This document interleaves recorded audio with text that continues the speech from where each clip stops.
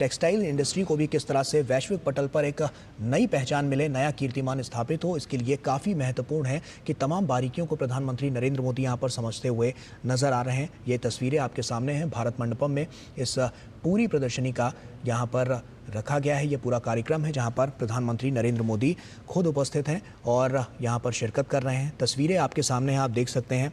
दरअसल आपको बता दें कि 5000 से अधिक प्रदर्शकों और 120 से अधिक देशों की भागीदारी के साथ ये मेगा इवेंट भारत की वैश्विक पटल पर एक अलग पहचान बना रहा है और साफ तौर पर यह उजागर भी है क्योंकि हमने देखा है कि हर क्षेत्र में उस पर खास फोकस किया जा रहा है और उसके बाद किस तरह से वैश्विक पटल पर उसको और ऊपर लेकर आया जा सके, इसके लिए लगातार अग्रसर होकर काम किया जा रहा है। और टेक्सटाइल भी ऐसा ही एक क्षेत्र है और इसीलिए ये मेगा इवेंट जो है वो भारत की वैश्विक पटल पर एक अलग पहचान बनाता हुआ नजर आ रहा है क्योंकि 5000 से अधिक प्रदर्शकों और 120 से अधिक देशों की इसमें भागीदारी साफ तौर पर नजर आ रही है।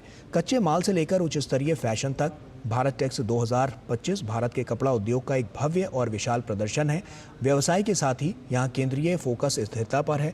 पर्यावरण अनुकूल नवाचारों और जिम्मेदार सोर्सिंग के साथ ये वैश्विक कपड़ा व्यापार को नए आयाम दे रहा है और जिसकी छाप वैश्विक पटल पर साफ तौर पर नजर आ रही है। और इसको लेकर हमने देखा है कि तमाम तैयारियां की जा रही थी कि किस तरह से इसको और ज़्यादा हाईटेक किया जा सके और यही सब कड़ियां हैं जो लगातार जोड़ी जा रही हैं जिससे वैश्विक पटल पर लगातार हम देख रहे हैं कि भारत का जो परचम है वो बुलंद होता जा रहा है, वो और ज़्यादा सशक्त होता जा रहा है।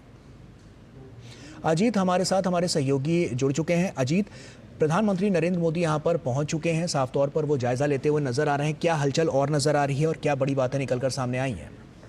बिल्कुल, जो जैसे कि आप देख रहे हैं कि प्रधानमंत्री सीधे पहले यहाँ पर जो एग्जीबिशंस लगी हुई है वहाँ पर वो पहुंचे हैं और बड़ी संख्या में लोगों ने उनका अभिवादन किया है। बड़ी संख्या में जो एग्जीबिटर्स हैं, जो लोग हैं, जो विजिटर्स हैं, यहाँ पर आए हुए हैं भारत मंडपम में और प्रधानमंत्री का हाथ हिला के स्वागत किया है। उसके बाद प्रधानमंत्री जो है लगातार जो अंदर एग्जीबिशंस लगे हुए हैं वहाँ पर वो जा रहे हैं और तमाम तरह के जो एग्जीबिशंस हैं, चाहे उसमें हम हैंडलूम की बात करें, अगर हम टेक्निकल फैब्रिक की बात करें या हम कस्तूरी कॉटन की बात करें, कस्तूरी कॉटन जो है वो भारत ने विकसित किया है और जीरो वेस्ट ये कॉटन है, अपने आप में बहुत ही यूनिक, बहुत ही अलग ये कॉटन है। इसको भारत के जो कंपनियां हैं उन्होंने इसको विकसित किया है, उसके बारे में वो वहाँ पर बात कर रहे हैं। साथ ही वो लगातार वहाँ पर मूवमेंट कर रहे हैं, लोगों से बात कर रहे हैं और देख रहे हैं किस तरीके से जो टेक्सटाइल इंडस्ट्री में पिछले कुछ वर्षों में भारत ने एक अलग पहचान बनाई है देश दुनिया में। और मैं आपको बता दूं कि देखिए बहुत सारे ऐसे ब्रांड्स हैं जो कि मैन्युफैक्चरर जो है टेक्सटाइल के, उनसे वो बनवाकर और विदेशों में एक्सपोर्ट करते हैं। तो ये भारत की बड़ी ताकत है कि अब जो भारतीय उत्पाद हैं, चाहे वो बड़े बड़े इंटरनेशनल ब्रांड्स की बात की जाए तो वो भारत में निर्माण कराकर उसको एक्सपोर्ट करते हैं और भारतीय जो एक कपड़ा है, जो वस्त्र है, उसकी एक अलग पहचान जो है वो अंतर्राष्ट्रीय स्तर पर स्थापित हो रही है। कई यहाँ पर एक बताऊँ आपको यहाँ पर कि पंच तत्व यहाँ पर का एक एग्जीबिशन यहाँ पर है, जहाँ पर कि पंच तत्व जल, वायु, अग्नि, आकाश और धरती, उसके बारे में उससे रिलेटेड वहां पर फैब्रिक बनाया गया है। कई तरीके के टेक्निकल फैब्रिक हैं जो हमारे जो फायर फाइटर्स होते हैं वो यूज करते हैं, जो हमारे जो आर्मी के जवान होते हैं, सेना के जवान होते हैं, वो उसका उपयोग करते हैं। तो लगातार देखिए रिसर्च चल रही है, लगातार भारत जो है अनुसंधान भी कर रहा है, लगातार जो उसका परंपरागत हैंडलूम है उसको भी लेकर लगातार आगे बढ़ रहा है। तो हम कह सकते हैं कि विकास भी और विरासत भी की जो एक अवधारणा है उसको भी टेक्सटाइल सेक्टर में पूरी तरीके से आत्मसात किया जा रहा है, उस पर काम किया जा रहा है और उसी का जो है यहाँ पर पूरी तरीके से एग्जीबिशन हम कह सकते हैं कि भारत टेक्स 2025 में जो है वो दिखाई दे रहा है। देखिए कपड़ों की बात होती है तो हमें लगता है कि सिर्फ एक हम 2-3 तरह के कपड़ों को पहचानते हैं, लेकिन हजारों तरह की वैरायटी होती है, हजारों तरह के जो यहाँ पर उसके प्रकार होते हैं, उसकी क्वालिटीज होती हैं, उसकी टेक्निकल उसके स्पेसिफिकेशंस होते हैं। उसको यहाँ पर देखिए प्रधानमंत्री समझ रहे हैं कि किस तरीके से जो है नया फैब्रिक जो है उसका इजाद किया जा रहा है, किस तरीके से सस्टेनेबिलिटी के साथ में, जीरो वेस्ट के साथ में अब पूरा फोकस जो है वर्ल्ड का वो ये है कि हम इको फ्रेंडली जीरो वेस्ट जो फैब्रिक है उसका उपयोग करें और उसी को लेकर यहाँ पर कई सारे एग्जीबिशंस लगे हैं और जहाँ पर कि प्रधानमंत्री उसको यहाँ पर समझ रहे हैं, उसके बारे में जानकारी ले रहे हैं और जो यहाँ पर एक्सपर्ट हैं वो प्रधानमंत्री को जानकारी दे रहे हैं, बता रहे हैं किस तरीके से ये जो फैब्रिक है उसको डेवलप किया गया है, कितना उपयोगी है और किस तरीके से आगे ये काम हो सकता है। बिल्कुल, तो इस तरीके से लगातार प्रधानमंत्री यहाँ पर वेट कर रहे हैं और देख रहे हैं कि समझ रहे हैं कि किस तरीके से भारत ने पिछले कुछ वर्षों में टेक्सटाइल इंडस्ट्री में एक प्रगति की है, कीर्तिमान स्थापित किए हैं। देखिए अगर टेक्सटाइल की बात करें तो हमारे देश में हजारों साल से हम जो टेक्सटाइल इंडस्ट्री में डेवलपमेंट चल रहा है, वैदिक युग से बात करें हम तो उस समय से जो है तमाम तरह के वस्त्रों का निर्माण होता आया है भारत में, और वो परंपरा लगातार आगे बढ़ रही है। हमारे जो हैंडलूम की बात करें तो कांजीवरम से लेकर, चंदेरी से लेकर, महेश्वरी से लेकर, अगर बात करें बनारसी जो हैंडलूम है, जो कोसा है, जो हमारे यहाँ सिल्क है, वो अपनी एक अलग पहचान रखता है। तो यहाँ पर आपको तकनीक और परंपरा दोनों का मिश्रण यहाँ पर दिखाई देगा, और प्रधानमंत्री उसी चीज को समझते हुए, उसी चीज को जानते हुए किस तरीके से अब हम लगातार ग्लोबल होते जा रहे हैं, हमारे ब्रांड जो हैं वो ग्लोबल हो रहे हैं, जो कंपनियां हैं, बहुत सारी ऐसी कंपनियां हैं जो कि छोटे छोटे शहरों में है, भीलवाड़ा में है, आपके मध्य प्रदेश के छोटे शहर पे है, दक्षिण भारत के मदुरई में है, ऐसी ऐसी जगहों पर ऐसी ऐसी टेक्सटाइल मिल्स लगी हुई है जहां पर कि बड़ी संख्या में रोजगार दिया गया है, और वहां से कपड़ा बन के जो है टेक्सटाइल जो है वो एक्सपोर्ट हो रहा है, बाहर जा रहा है, और लगातार जो है अंतर्राष्ट्रीय स्तर पर एक अलग पहचान बना रहा है। तो भारत जो है ग्लोबली हम कह सकते हैं कि एक बड़ा नाम बना है टेक्सटाइल इंडस्ट्री में, और ये नाम जो है ये लगातार बेहतर हो रहा है पहले की अपेक्षा, क्योंकि जिस तरीके से तकनीक का विकास हो रहा है, और तकनीक के साथ साथ जो है लगातार हम अपना जो परंपरागत हैंडलूम है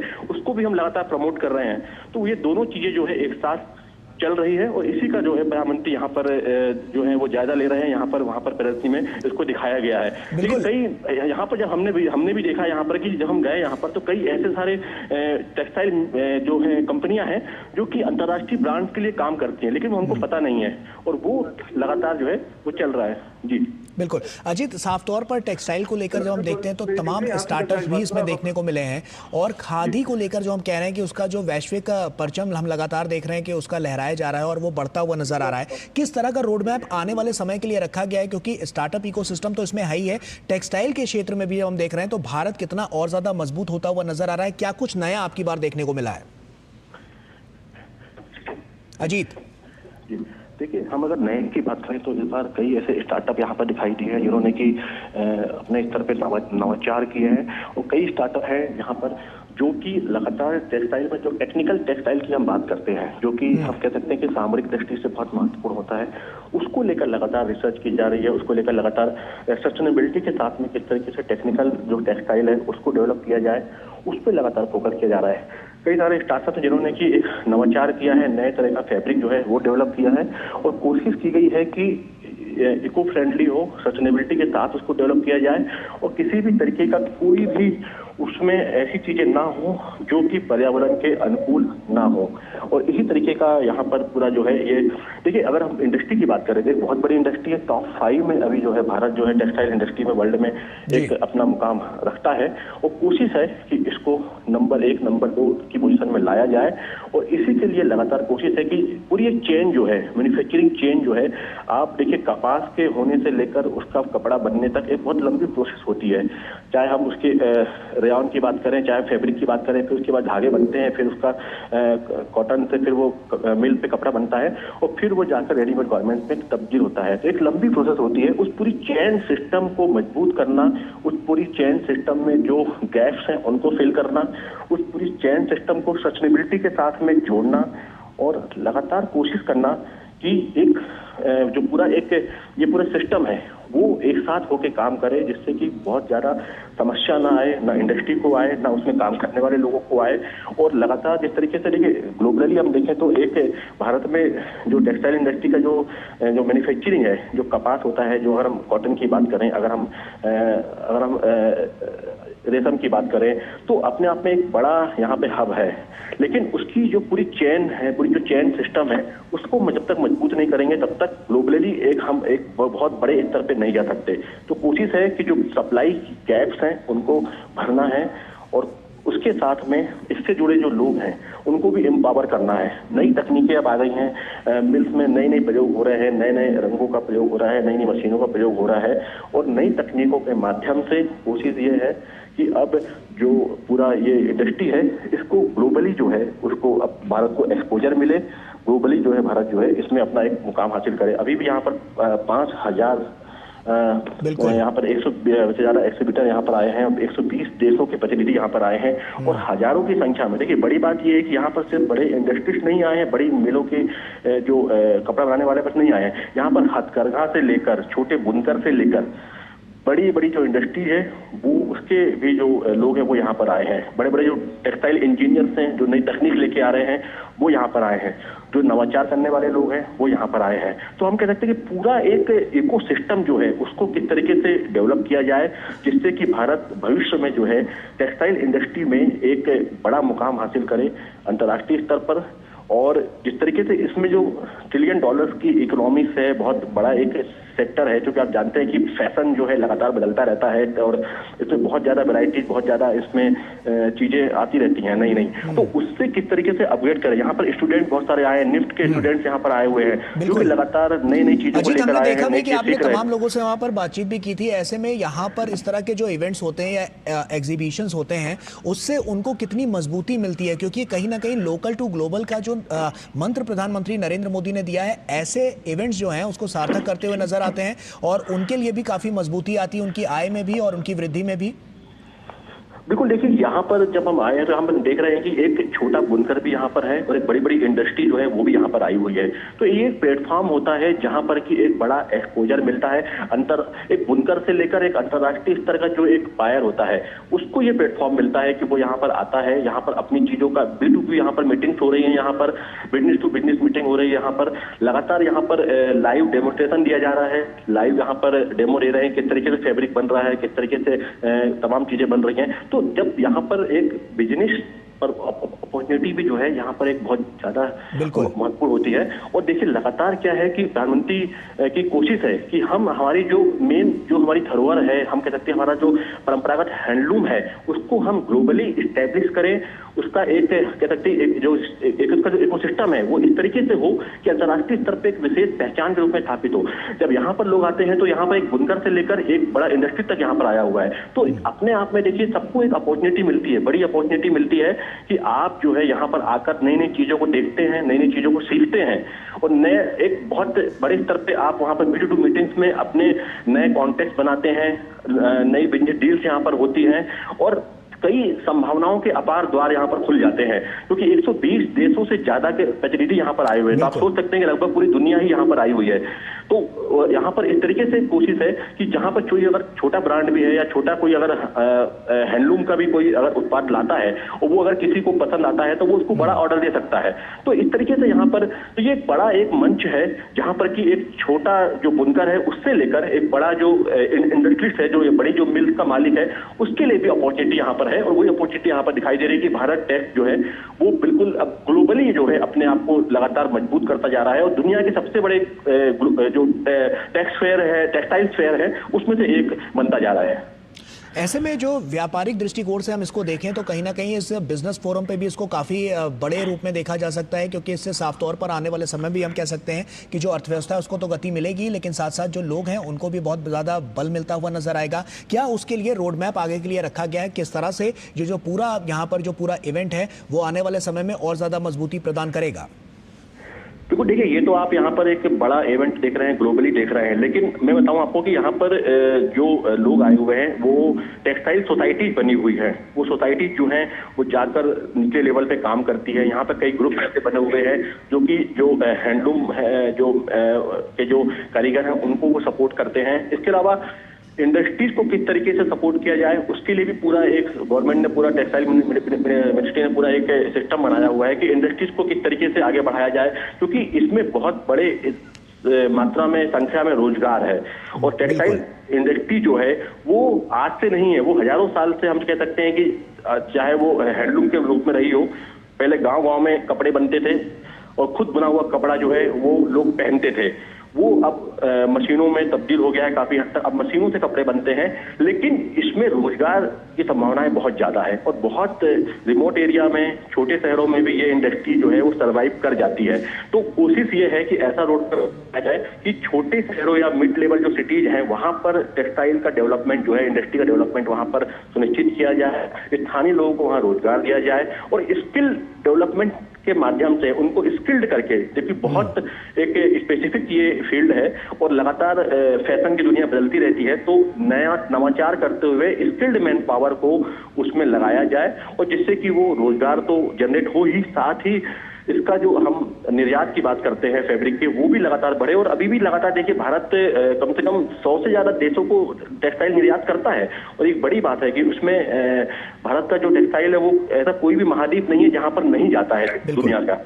तो ये अपने आप में बड़ी उपलब्धि है, लेकिन इसको अब मजबूत करने का समय हो गया है और भारत को जिस तरीके से अपनी जो ये एक हम कह सकते हैं कि एक मजबूत पक्ष है, इसको और किस तरीके से मजबूत कर सकते हैं उसका यहाँ पर प्रयास है। और अंतर्राष्ट्रीय स्तर पर जिस तरीके से लोगों का रुझान यहाँ पर हमें दिखाई दे रहा है, जिस तरीके से यहाँ पर जो बायर्स आए हुए हैं, जो B2B मीटिंग्स यहाँ पर हो रही हैं और जो बायर्स का जो इंटरेस्ट यहाँ पर दिखाई दे रहा है, तो कहीं ना कहीं बिल्कुल अंतर्राष्ट्रीय स्तर पर एक हम कह सकते हैं कि भारत का एक टेक्सटाइल सेक्टर में एक बड़ा मुकाम भारत जो है हासिल करेगा। और उससे न सिर्फ भारत अपना निर्यात बढ़ा पाएगा, बल्कि लाखों करोड़ों की संख्या में नए रोजगार भी इससे जनरेट होंगे, जो कि युवाओं से लेकर ग्रामीण स्तर पर जो एक बुनकर है उसको भी लाभ मिलेगा। बिल्कुल अजीत, हमने देखा है कि महिलाओं की भागीदारी भी साफ तौर पर इसमें बहुत तेज गति से आगे बढ़ती हुई नजर आई है।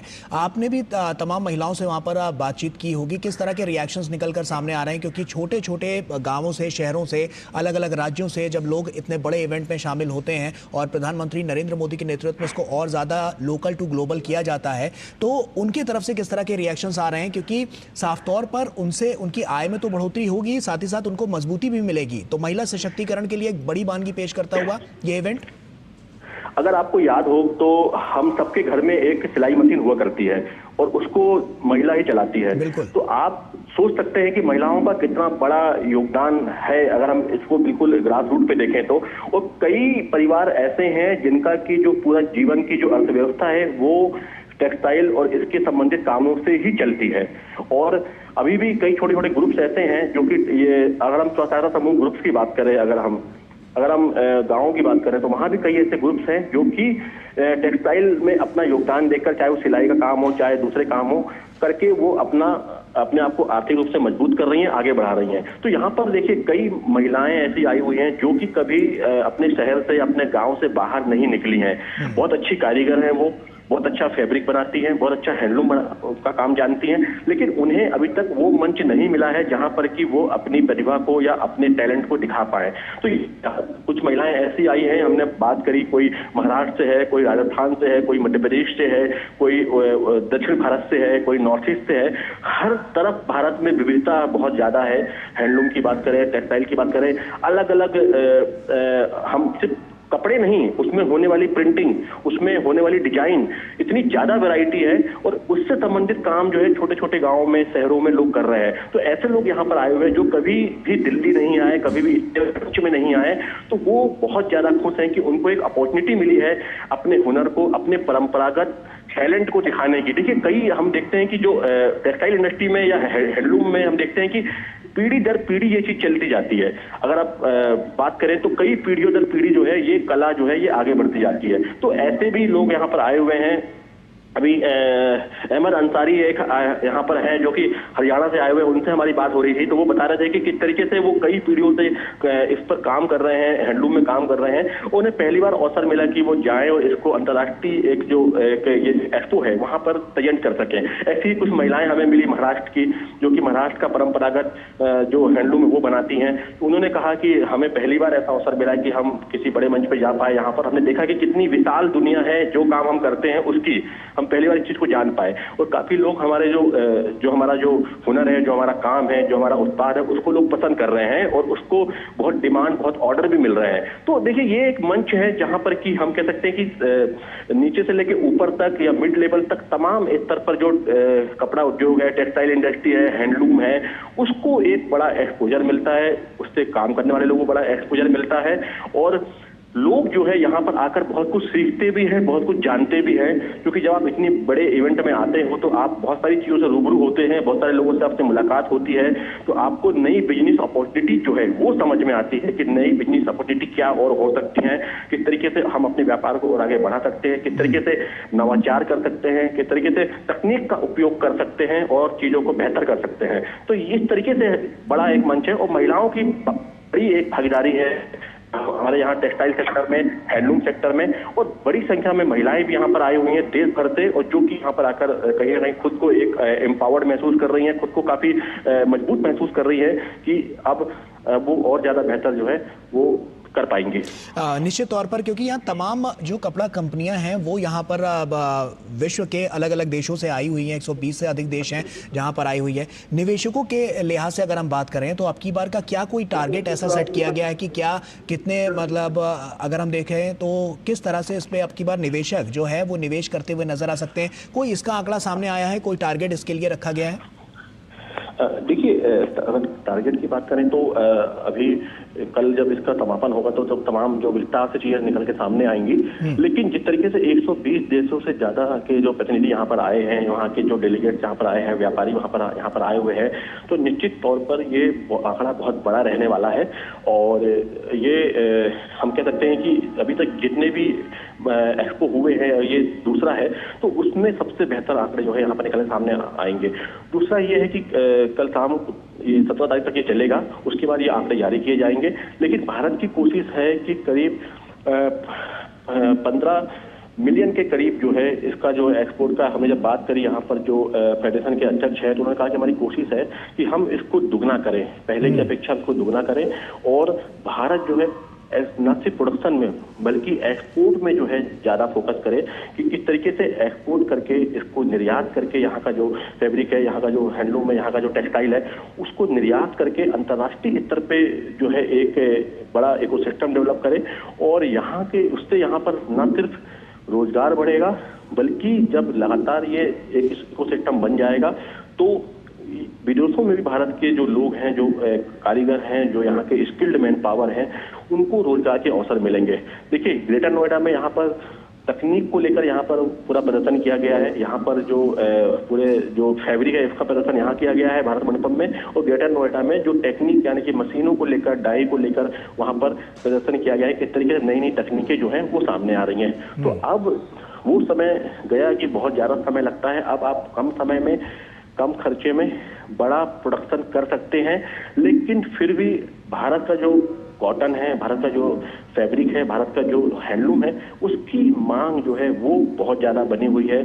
खासकर यूरोप की बात करें, अमेरिका की बात करें, वहां पर तो फोकस ये है कि इन देशों में और ज्यादा सप्लाई बढ़ाई जाए, और ज्यादा पहले से यहाँ पर एक्सपोर्ट किया जाए, और नई कुछ तकनीकों का उपयोग करके अच्छे से प्रशिक्षण देकर, स्किल्ड करके और ज्यादा बेहतर परिणाम जो है वो हासिल किए जाए। और उसके लिए यहाँ पर ट्रेनिंग सेशन भी यहाँ पर चलाए जा रहे हैं। यहाँ पर जो कॉन्फ्रेंसेस चल रही है यहाँ पर, जिसमें कि लोग एक दूसरे से सीख भी रहे हैं, कुछ नई चीजें बता रहे हैं, कुछ नई चीजें जान रहे हैं।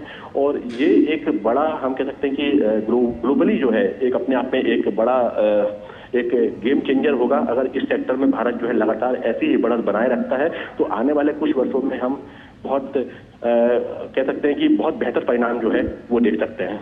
ऐसे में अजीत, अब की बार हम देख रहे हैं जैसा कि जो प्रधानमंत्री नरेंद्र मोदी जिस प्रदर्शनी को देख रहे हैं, यहाँ पर एग्जीबिशन को देख रहे हैं, वहाँ पर हम देख रहे हैं कि अलग अलग अब की बार जो स्टाइल्स हैं उनको यहाँ पर दिखाया गया है। बहुत अलग अलग कलाकृतियाँ हैं जो अब की बार कपड़ों पर दर्शाई गई हैं। तो ये किस तरह से रिप्रेजेंट कर रहा है? क्योंकि हम देख रहे हैं कि जिस तरह से जो भारत है उसको रिप्रेजेंट करने के लिए इस तरह की भी जो बनावटें हैं वो काफ़ी लोगों में पसंद की जा रही हैं और चर्चा का विषय भी बनती हुई नजर आई है। वहाँ पर किस तरह की नई किस्में नजर आ रही हैं और किस तरह से इनका कैटेगरी में बांटा गया है?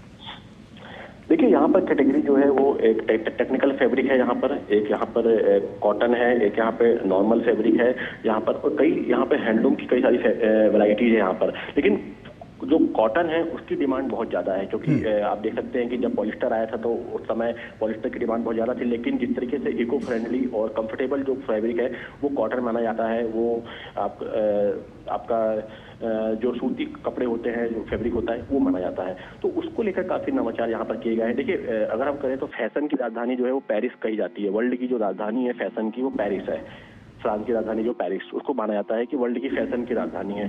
तो उसी यहाँ पर जो है अब कपड़े जो हैं वो सिर्फ इस तरीके से डिजाइन किए जा रहे हैं कि अंतर्राष्ट्रीय स्तर पर भी वो पसंद किए जाएं। क्योंकि देखिए, हर कंट्री की डिमांड अलग होती है, हर समाज की जो है वो डिमांड जो है वो अलग होती है। तो कोशिश ये है कि अलग अलग प्रयोग करके अलग अलग डिजाइन बनाकर उसमें अलग अलग तरीके के जो मॉडिफिकेशन करके चेंजेस करके, और बड़ी बात यह है कि देखिए यहाँ पर तो जो हमने देखा है कई ऐसी डिजाइन है जिसमें कि भारत की जो हम कह सकते हैं कि एक थप्पे वाली कला है, एक ब्लॉक पेंटिंग है, ब्लॉक प्रिंटिंग है, उसको यहाँ पर उसको किया जा रहा है। दूसरा यहाँ पर जो मधुबनी पेंटिंग के भी कुछ फैब्रिक में हमने देखा कि वो भी उसमें उकेरी गई, जिस तरीके से मधुबनी पेंटिंग जो बनाई जाती है उसको फैब्रिक में उकेरा गया है, उसको इस तरीके से बनाया गया है। तो देखिए फैशन के साथ साथ आज के समय में लोग अपनी परंपरा को से भी जुड़े रहना चाहते हैं, तो ये कहीं ना कहीं आप दोनों का कॉम्बिनेशन जो है उसकी डिमांड इस समय ज्यादा दिखाई दे रही है। और यहाँ पर भी वो हम देख रहे हैं कि जिस तरीके से जो डिजाइन है, नई नई डिजाइन है, नए नए जो कपड़ों के जो एक वैरायटीज हैं उनमें ये बहुत ज्यादा दिखाई दे रहा है। और देखिए और सस्टेनेबल डेवलपमेंट की बात यहाँ पर की जा रही है, तो सस्टेनेबल डेवलपमेंट जो है उसको थीम रखा गया है पूरे इस इवेंट में, और उस पर फोकस करके कोशिश है कि 0% जो है जीरो नेट कार्बन से जो कपड़े बन रहे हैं वो उसकी मांग आजकल बहुत ज्यादा है यूरोप जैसे देशों में, जिसमें कि जीरो वेस्ट होना चाहिए। तो उसको कोशिश की जा रही है कि जीरो वेस्ट जो कपड़े तैयार हो रहे हैं, जो फैब्रिक तैयार हो रहा है, जो टेक्सटाइल तैयार हो रहा है, अब उस तरफ फोकस है कि उसमें पर्यावरण कोई हानि नहीं होना चाहिए। और इस तरह की टैगिंग भी अब हो रही है, स्पेसिफिक टैगिंग भी हो रही है कि ये पूरी तरह से ऑर्गेनिक है, ये पर्यावरण को नुकसान नहीं पहुंचा है इससे, और ये रिसाइकेबल भी है। यहाँ पर आपको जो बनाना है उसके जो पत्ते होते हैं उसके रेयान से फैब्रिक बन रहा है। सोचिए आपकी ये कितना महत्वपूर्ण है। बांस है, बाम्बू, बांस के जो रेसे होते हैं उससे फैब्रिक बन रहा है। तो इस तरीके से पाइनएप्पल है, उसमें जो प्रोटीन्स होता है उससे फैब्रिक बन रहा है।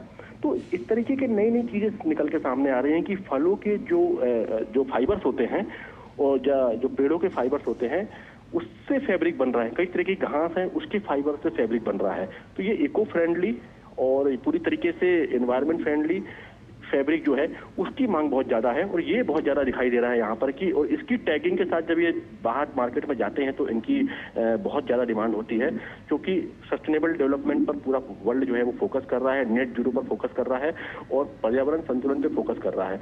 तो इस तरीके के फैब्रिक को लगातार बढ़ावा मिल रहा है, और इस तरीके के फैब्रिक अब बनना शुरू हो गए हैं, जो कि पेड़ों के जो फैब्रिक जो हम कह सकते हैं कि जो फाइबर होते हैं उससे टेक्सटाइल जो है वो बन रहे हैं, उससे बनना शुरू हो गया है।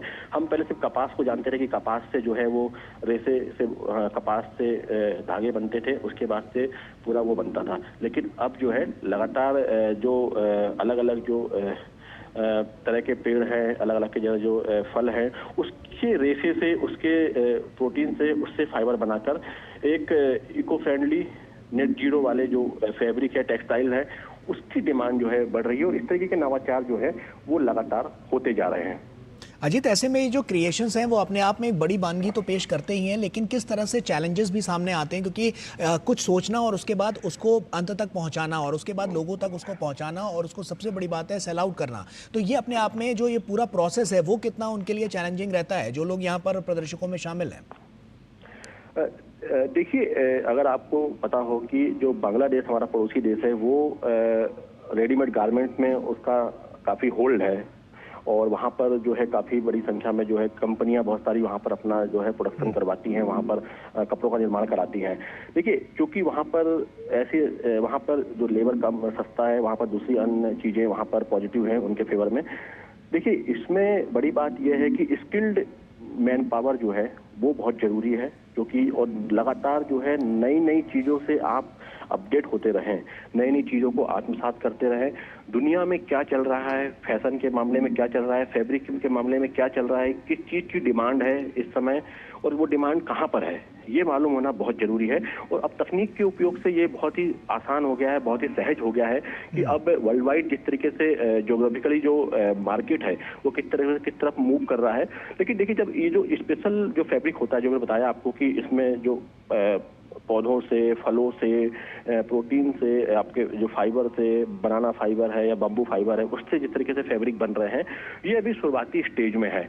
और इनकी डिमांड काफ़ी ज़्यादा है। लेकिन इसमें बड़े स्तर पर लोगों को ट्रेन करना पड़ेगा, उनको तकनीक से अवगत कराना पड़ेगा और इसमें इन्वेस्टमेंट करना पड़ेगा, जिससे कि ये बड़े लार्ज स्केल पर ये चीज़ें बन सकें। और जब ये चीज़ें बड़े लार्ज स्केल पे बनेंगी तो इनका जो है कॉस्ट कम होगी, इसकी जो कॉस्ट कम आएगी और ये बहुत सस्ते होंगे, इतने महंगे नहीं होंगे जितने कि अभी बनिस्पत हैं।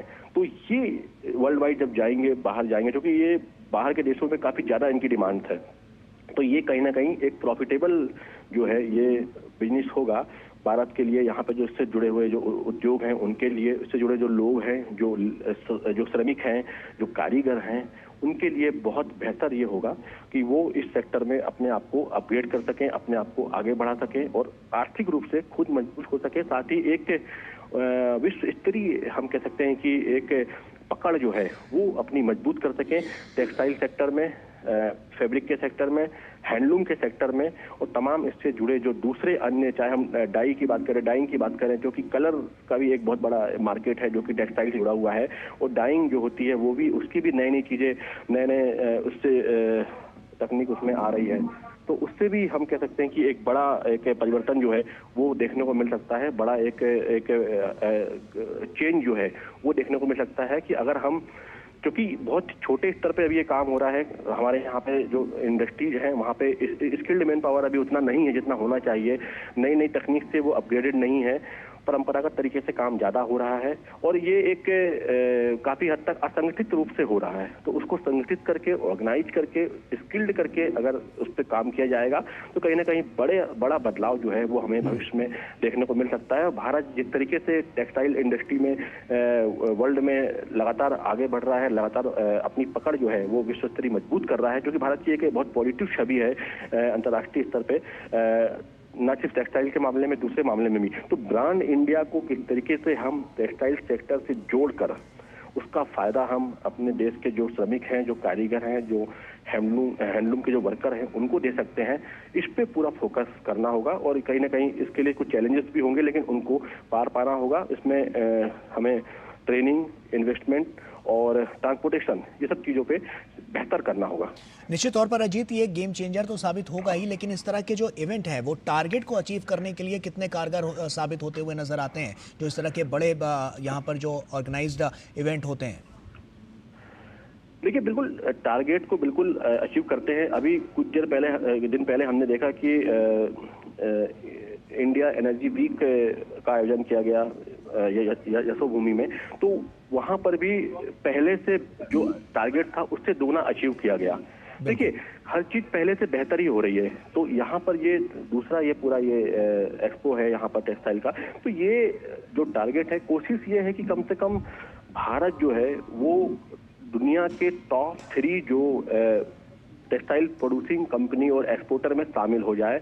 और उसके लिए कोशिश यही है कि जो यहाँ पर टेक्सटाइल मैन्युफैक्चरर जो यहाँ पर आए हैं, जो उनके संगठन के लोग यहाँ पर आए हैं, जो कारीगर यहाँ पर आए हैं, उनका यही कहना है कि जिस तरीके का एक पॉजिटिव माहौल बना है पिछले कुछ सालों में, जो पॉजिटिव माहौल बना है, ऐसा माहौल जो है अगर बना रहा, इस तरीके से सपोर्ट अगर मिलता रहा, तो निश्चित तौर पर हम अपने टारगेट को बहुत ही कम समय में अचीव करेंगे, बल्कि उससे भी आगे बढ़ के हम अपना परफॉर्मेंस, अपना जो आउटपुट दे सकते हैं, और जो कि पिछले कई वर्षों में हमने कई सेक्टर्स में देखा है। ना सिर्फ हम टेक्सटाइल की अगर हम बात कर रहे हैं, लेकिन हमने कई सेक्टर्स में देखा है, चाहे हम आईटी की बात करें, चाहे हम ऑटोमोबाइल की बात करें, चाहे हम एग्रीकल्चर की बात करें, हर सेक्टर में, क्योंकि ब्रांड इंडिया की जो इमेज है इस समय वर्ल्ड वाइड, उस ब्रांड इंडिया की इमेज को हम टेक्सटाइल सेक्टर में किस तरीके से उपयोग करके अपने यहाँ के जो श्रमिक हैं, जो लोग हैं, जो से जुड़े हुए हैं, उनको इम्प्रूव करके, उनको स्किल्ड करके उसका फायदा उठा सकते हैं। और लेकिन चैलेंजेस फिर भी बहुत ज़्यादा चैलेंजेस हैं इसमें, जो कि अभी भी काफ़ी हद तक हम देखते हैं कि ये जो छोटे लेवल पे काफ़ी अनऑर्गेनाइज है, जो वर्कर हैं वो उतने ट्रेन नहीं हैं, स्किल्ड नहीं है, क्योंकि परंपरागत तरीके से वो काम कर रहे हैं लंबे समय से। लेकिन अब यही कोशिश है कि इसको हम पूरी तरीके से एक प्रॉपर वैल्यू चेन के साथ में इसको जोड़कर पूरी जो पूरा सिस्टम है उसको इम्प्रूव किया जाए, और विश्व स्तर पर एक जो ब्रांड इंडिया की इमेज है उसका फायदा जो है वो टेक्सटाइल सेक्टर को भी मिले। और इसी की पूरी कोशिश है कि भारत टेक्स जो है 2025, इसके बहुत बेहतर परिणाम जो है वो आएंगे। बिल्कुल अजीत, साफ तौर पर ये नज़र भी आ रहा है क्योंकि सरकार का भी लक्ष्य है कि हर एक आमजन जो है उसकी ज़िंदगी रोशन हो पाए, उसकी ज़िंदगी में उजाला आए। इस कड़ी में अगर हम इस तमाम पहलों को देखें जो सरकार द्वारा की जा रही हैं, वो कहीं ना कहीं राष्ट्रीय नहीं बल्कि अंतर्राष्ट्रीय स्तर पर भी एक बड़ी छाप छोड़ रही हैं। ऐसे में अब की बार अगर हम बात करें तो ये कितना बड़ा ग्लोबली चेंज लेकर आएगा, क्योंकि इवेंट अपने आप में बहुत बड़ा है और साफ तौर पर 120 देशों से ज़्यादा जब प्रतिनिधि यहाँ पर पहुँचे हैं तो कहीं ना कहीं भारत के लिए भी बड़ी बात और उन लोगों के जिंदगी में भी एक बड़ा उजाला आता हुआ नजर आएगा जो छोटे गांव से, छोटे तबके से आते हैं। बिल्कुल, देखिए मैंने कहा पहले भी आपको कि ये इंडस्ट्री जो है ये गांव से लेकर महानगरों तक फैली हुई है और ये इंडस्ट्री ऐसी है कि इसमें एक व्यक्ति से लेकर लाखों की संख्या में लोग काम कर रहे हैं। अगर हम हैंडलूम की बात करें तो उसमें एक परिवार काम करता है या एक व्यक्ति काम करता है, साथ में परिवार या गांव काम करता है पूरा, फिर आसपास का समाज उसमें लगा रहता है। अगर हम फैक्ट्री की बात करें तो बड़ी बड़ी कंपनियां जो हैं उन्होंने बड़े बड़े प्लांट जो है अपने एस्टेब्लिश किए हुए हैं जो कि बड़ी मात्रा में जो है वो टेक्सटाइल को प्रोड्यूस कर रही है, उसको मैन्युफैक्चर कर रही हैं और लगातार नवाचार कर रही हैं, नई नई तकनीक का उपयोग भी जो है उसमें कर रही हैं। तो इस तरीके से आप देख सकते हैं कि हर सेक्टर में, हर स्तर पर अगर आप देखें तो जो पहले मिल्स होती थी वो छोटे शहर से लेकर मिड लेवल और महानगरों तक में वो मिल्स फैली होती थी। वहां पर वहां के स्थानीय लोग काम करते थे, एक रोजगार का बड़ा साधन वो मिल्स बनती थी। अभी भी यही है। अभी भी आप सोचिए कि एक अगर आप किसी भी अगर आप इसकी बात करते हैं, मैं चंदेरी की बात करता हूं आपको। चंदेरी का जो सिल्क होता है, चंदेरी एक मध्य प्रदेश के अशोकनगर जिले में एक कस्बा है, हम कह सकते हैं तहसील है, वहां पर उसके नाम से पूरा वो इलाका जाना जाता है। चंदेरी का सिल्क जो है वो अपने आप में बहुत अलग है, एक खास पहचान रखता है। महेश्वर की साड़ियां, महेश्वर का सिल्क, महेश्वर एक मध्य प्रदेश के खंडवा खरगोन के पास में है, एक जगह है, वहां का जो सिल्क है वो पूरी दुनिया में अपनी जगह पहचान रखता है। तो आप सोचिए कि ये छोटी छोटी जो हमारी जो ये पहचान है, बनारस की अगर सिल्क की बात करें हम, कांजीवरम की बात करें हम, तो ये अपने आप में एक अलग जीआई टैगिंग के साथ में ये एक वर्ल्ड वाइड अपनी अलग पहचान रखते हैं। और वहां से अगर आप इनको अगर आप प्रोत्साहन करते हैं, इनको प्रोत्साहित करते हैं, इनको प्रमोट करते हैं। देखिए दुनिया में इस समय हैंडलूम को भी काफी पसंद किया जा रहा है। दुनिया में डिमांड ये है क्योंकि हैंडमेड प्रोडक्ट जो है वो ज्यादा वैल्यूएबल है, पहले से उनकी ज्यादा कीमत है, वो ज्यादा पसंद किए जा रहे हैं। फैक्ट्रियां आप लगाते हैं, बड़े स्तर पे काम होता है, वो भी है, लेकिन हमें अपने हैंडलूम्स को भी आगे ले जाना होगा। उन लोगों को भी उस मुकाम पर ले जाना होगा कि वो अब पहले से बेहतर कर पाए। बड़ी बड़ी फैक्ट्रियां हैं, बड़ी बड़ी कंपनियां हैं, वहां पर लगातार इन्वेस्टमेंट हो रहे हैं, लगातार वहां पर निवेश आ रहा है। लेकिन कोशिश ये है सरकार की कि अब नीचे से लेकर ऊपर तक सभी स्तर पर हम टेक्सटाइल इंडस्ट्री में हर सेक्शन में जो है वो ग्रोथ करें, हर सेक्शन में आगे बढ़े। हर जो उसका क्षेत्र है, मैंने बताया आपको कि जिस तरीके से चाहे देखिए ये भी किसानों से जुड़ा एक बड़ा एक क्षेत्र है, क्योंकि किसान जब कपास उगाता है, कपास की फसल अच्छी होती है, उसके बाद वो कपास जो है वो मिल में जाता है, वहां से वो उसमें से बिनोला और वो अलग किया जाता है। उसके बाद से फिर लगातार जो है फिर वो मिल में जाके उसमें धागे बनते हैं, फिर वो पूरा कपड़ा फैब्रिक बनता है, फिर वो जाके रेडीमेड गारमेंट्स में बनता है, प्रिंटिंग होती है, फैशन में होता है। तो बड़ी संख्या में किसान, खासतौर पर देखिए महाराष्ट्र, मध्य प्रदेश, यहाँ पर बड़ी संख्या में कपास की खेती करने वाले किसान हैं जो कि सीधे जुड़े हुए हैं टेक्सटाइल इंडस्ट्री से, क्योंकि कपास की खेती जो है वो बहुत महत्वपूर्ण है टेक्सटाइल इंडस्ट्री के लिए और कहीं ना कहीं एक बड़ा रोजगार का साधन भी है। तो कह सकते हैं कि ये सिर्फ, हम ये नहीं कह सकते हैं कि ये जो बिजनेस से जुड़ा हुआ है, ये किसानों के भले के लिए, किसानों के वेलफेयर से भी जुड़ा हुआ एक उद्योग है, एक इंडस्ट्री है, जिसमें अगर फायदा होगा, इसमें निवेश आएगा, इसमें अगर निर्यात बढ़ेगा तो कहीं ना कहीं देश के किसान, जो कपास उत्पादक किसान हैं, उनको भी एक बड़ा फायदा होगा। जो बांस उत्पादक हैं या दूसरे अन्य जो फाइबर होते हैं, जो हम ट्री फाइबर कहते हैं, उसके उत्पादक हैं, उनको भी इससे फायदा होगा। निश्चित तौर पर, क्योंकि सबका साथ सबका विकास को साफ तौर पर ये सार्थक भी करता है और जिस तरह से हमने देखा है कि लगातार प्रधानमंत्री इस एग्जीबिशन में जब आगे बढ़ रहे हैं तो लोगों से मिलते हुए जा रहे हैं और देख रहे हैं कि किस तरह से क्या क्या बारीकियां हर कपड़ों में अलग अलग नजर आ रही हैं। इनोवेशंस, क्रिएटिविटी की बात हुई और तकनीक का सहारा किस तरह से लिया जा रहा है और साफ तौर पर प्रधानमंत्री अभी भी इस प्रदर्शनी में देखते हुए आगे बढ़ रहे हैं कि किस तरह से जो लोग हाथों से भी जो रचनाएं अपनी कर रहे हैं वो किस तरह से हैं। तो साफ तौर पर सिर्फ कपड़ों की बात नहीं, इसके अलावा भी बहुत सारे ऐसे भी यहाँ पर डिजाइनर्स हैं हैं फैशन को लेकर, इंडस्ट्री में टेक्सटाइल्स को लेकर, जो साफ तौर पर हम देख पा रहे हैं अजीत कि वो अपने हाथों से भी बना रहे हैं, उस चित्रकला को रख रहे हैं जो भारत का परचम और ज़्यादा बुलंद करता हुआ नजर आ रहा है। मेक इन इंडिया के लिए, आत्मनिर्भर भारत के लिए कितना बड़ा दिन? देखिए, बहुत बड़ा दिन है आत्मनिर्भर भारत के लिए। मेक इन इंडिया तो हम कहें कि टेक्सटाइल इंडस्ट्री में तो हम इसको पूरी तरीके से आत्मसात हमने किया ही हुआ है। देखिए, आपको बताऊं मैं कि बहुत सारे ऐसे ब्रांड हैं, विदेशी ब्रांड हैं, जो कि अपनी मैन्युफैक्चरिंग भारत से करवाते हैं अपने ब्रांड के, क्योंकि फैब्रिक तो जो मिल्स हैं वो बनाती हैं, जो कपड़ा मिल्स होती हैं वो बनाती हैं, लेकिन वो अपने ब्रांड की रिक्वायरमेंट बताते हैं कंपनियों को, वो कंपनी उसके हिसाब से मैन्युफैक्चर करती है, उसके हिसाब से फैब्रिक को तैयार करती है, उसके हिसाब से प्रिंटिंग करती है, उसके हिसाब से उसकी कटिंग करा के, सिलाई करा के उसको रेडीमेड सप्लाई करती है। ये पूरा सिस्टम बना हुआ है। आपने बताया कि लाइव डेमो, देखिए यहाँ पर मैंने वही कहा आपको कि देखिए यहाँ पर हर वर्ग का ध्यान रखा गया है, जो कि बहुत ब्रॉड एक सेक्टर है, टेक्सटाइल सेक्टर है, हैंडलूम सेक्टर है। तो यहाँ पर जो भारत की परंपरागत जो कारीगरी है, जो हैंडलूम है, उसको भी यहाँ पर लाइव डेमो के रूप में दिखाया गया है। उसके जो एग्जीबिशन में उसके जो है पवेलियन लगाया गया है वहाँ पर, जहाँ पर कि चाहे वो छोटी छोटी जगहों के जो ब्लॉक प्रिंट्स हों, चाहे वो रेशम का काम हो, चाहे वो कढ़ाई का काम हो, चाहे जरदारी का काम हो, चाहे जरी का काम हो, वो भी यहाँ पर दिखाया गया है। क्योंकि ये हमेशा से सदियों से भारत की यूनिक पहचान रही है, ब्रांड इंडिया रहा है, और ये एक्चुअल हम कह सकते हैं कि पहले का मेक इन इंडिया हम कह सकते हैं कि ये रहा है, जिसको कि आगे लाना बहुत जरूरी था। और इस तरीके के जो एक्सपो होते हैं, इस तरीके के जो भारत टेक्सटाइल जो एक्सपो है, ये भारत टेक्स 2025, इस तरीके के एक्सपो ऐसे ही लोगों को प्लेटफॉर्म देते हैं कि वो अपने हुनर को, अपने काबिलियत को, अपने उत्पाद को एक अंतर्राष्ट्रीय मंच पर वो दिखा सके, अंतर्राष्ट्रीय मंच पर स्थापित कर सके, और वहां पर वो इस तरीके से बता सके कि हाँ, ये भारत का चीज ये है, उत्पाद है जो कि यूनिक है, और उसकी एक अपनी यूएसपी है, उसकी अपनी ये पहचान है। मैं आपको बताऊं कि करीब टेक्सटाइल इंडस्ट्री में, हैंडलूम में करीब 100 से ज्यादा के आसपास जीआई टैग उत्पाद है, जो कि अपने एक अलग ज्योग्राफिकल आइडेंटिटी रखते हैं। और इस तरीके के उत्पाद जो हैं कहीं ना कहीं भारत की एक अलग इमेज दर्शाते हैं, क्योंकि विश्व में कहीं भी ये उत्पाद अगर जाते हैं तो brand India, make in India को प्रदर्शित करते हैं। बिल्कुल, आधुनिकता के इस दौर में अगर हम देखें तो आधुनिकता पर कितना ज़्यादा फोकस किया गया है, क्योंकि हम देख रहे हैं कि अलग अलग राज्यों से लोग हैं यहाँ पर जो कहीं ना कहीं अपने अपने कल्चर को यहाँ पर उजागर करते हुए वस्त्रों के माध्यम से नजर आ रहे हैं।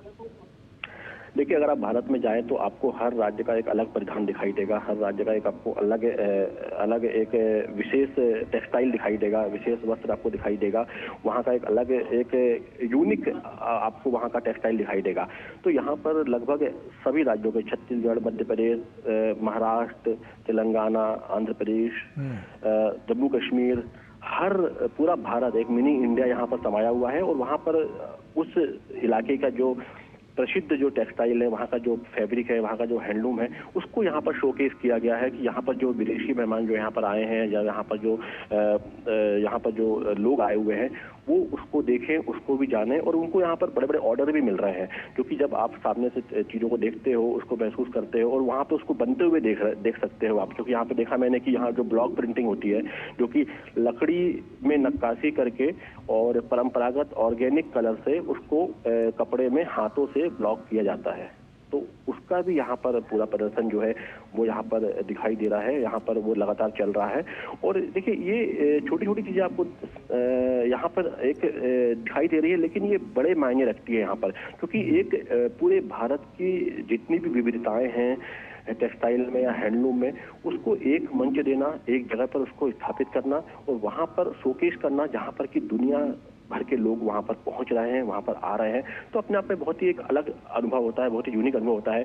मैं कल छत्तीसगढ़ के एक कारीगर से बात कर रहा था, तो उन्होंने बताया कि किस तरीके से वो छत्तीसगढ़ में जांजगीर चांपा एक जगह है, तो वहां से वो आए हुए हैं, और उन्होंने किस तरीके से ये जो उनका जो पुश्तैनी ये काम है और कई पीढ़ियों से वो करते आ रहे हैं। लेकिन इतना बड़ा मंच उन्हें पहले कभी नहीं मिला अपनी कला को दिखाने का, अपने ये फैब्रिक को दिखाने का, अपने हैंडलूम को दिखाने का।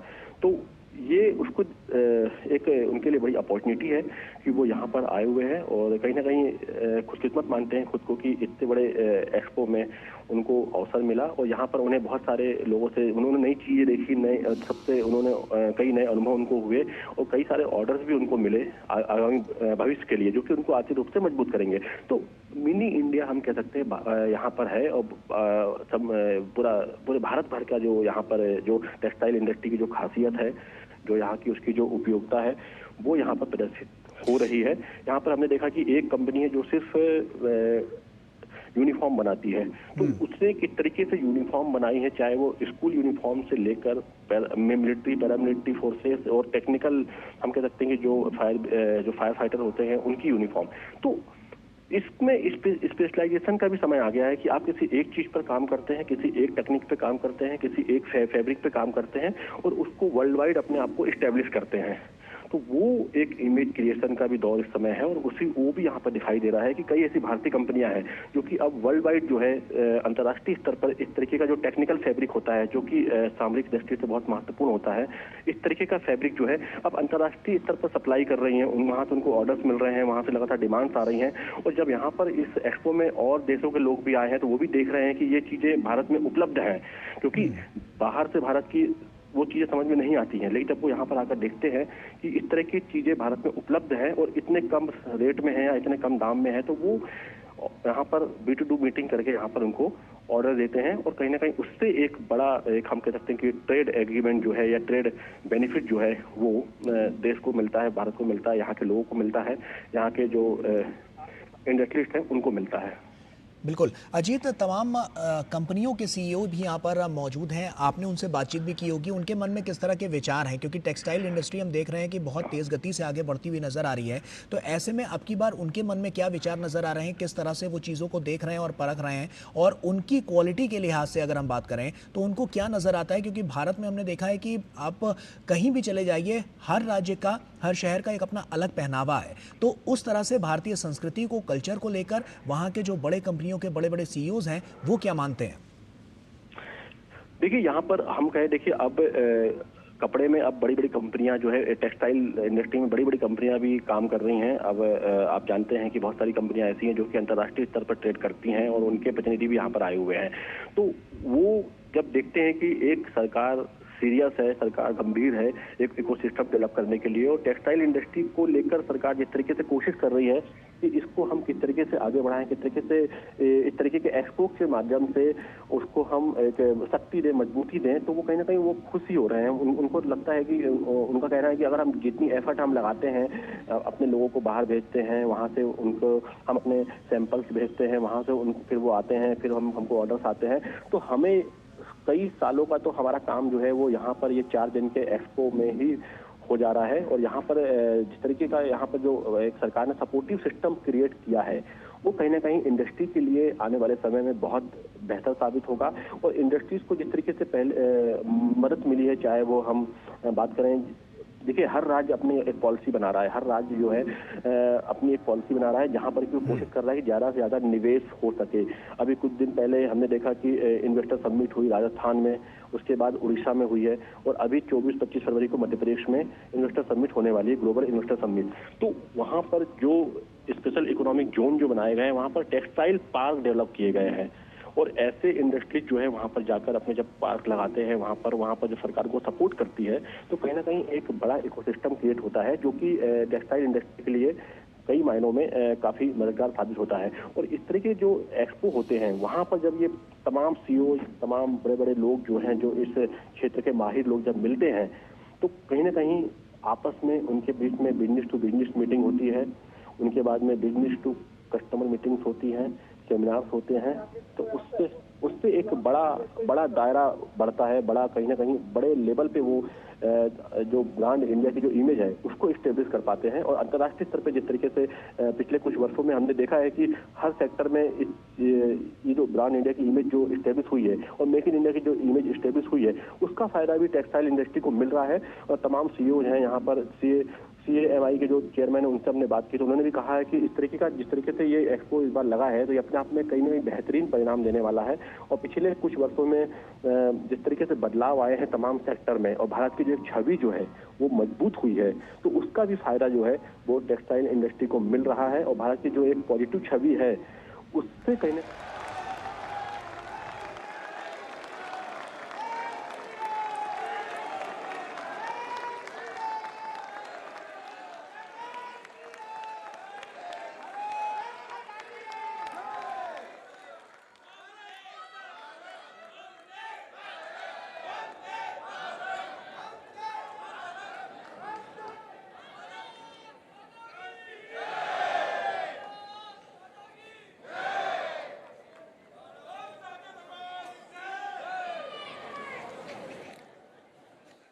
मैं Shubhra, additional DGFT and trade advisor from Ministry of textiles.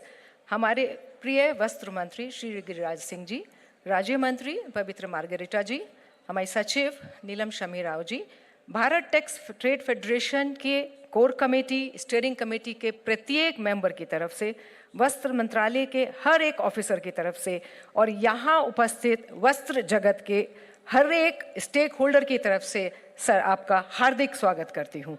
मैं यहाँ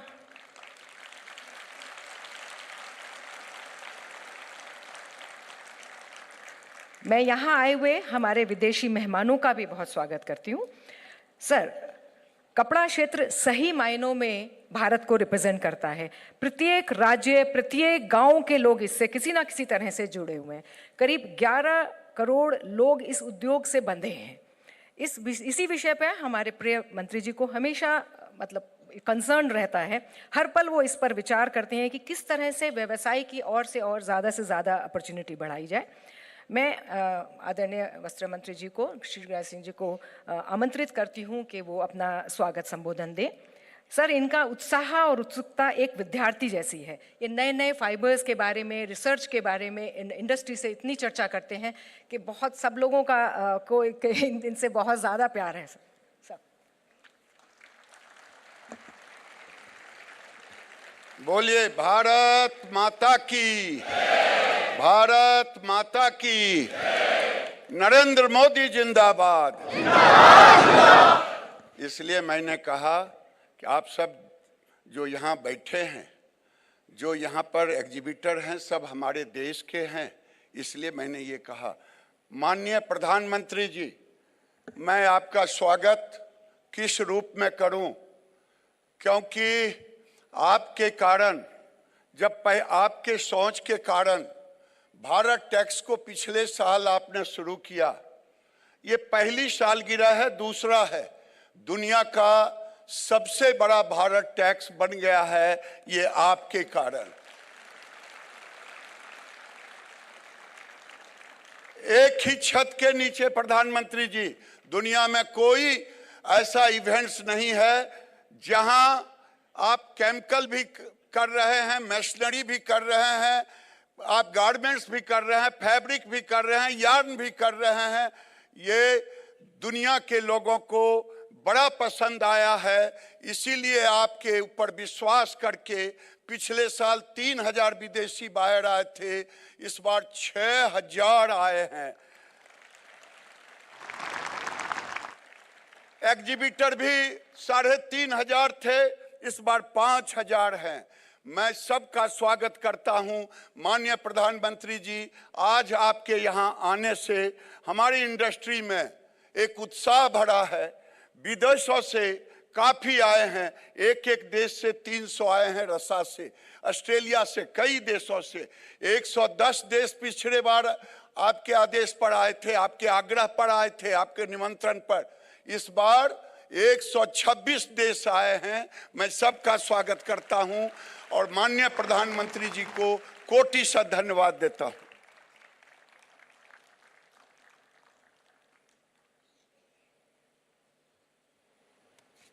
बहुत बहुत धन्यवाद सर। अब वो समय आ गया है जिसका यहाँ हर व्यक्ति को इंतजार था। हम सब वस्त्र जगत के सबसे बड़े शुभचिंतक, प्रोत्साहक और सपोर्टर को सुनना चाहेंगे। सर आप तुरंत एक दो दिन पहले इतनी लंबी यात्रा से आए हैं और आज आपने हमारे बीच आने का आग्रह भी स्वीकार किया, आपने इंडस्ट्री के साथ संवाद किया। This speaks about your attachment and empathy for this sector sir. यहाँ हज़ारों लोग प्रेजेंट हैं जो लाखों सपने लेकर आए हैं और करोड़ों लाइव्स उनसे जुड़ी हुई हैं। सो आपने जब वस्त्र क्षेत्र को संबोधन करते हैं, एक्चुअली आप करोड़ों लाइव्स को टच कर रहे हैं। बहुत सारी विमेन इनसे जुड़ी हुई हैं, 70% के करीब वुमेन एम्प्लॉयमेंट है। सो जब आप उनकी लाइव्स मतलब पूरी फैमिली को टच करते हैं sir, so with full humility and respect sir मैं ये कहना चाहूँगी कि वस्त्र क्षेत्र के लोग एक्चुअली आपको अपना सबसे इम्पॉर्टेंट एम्बेसडर मानते हैं सर।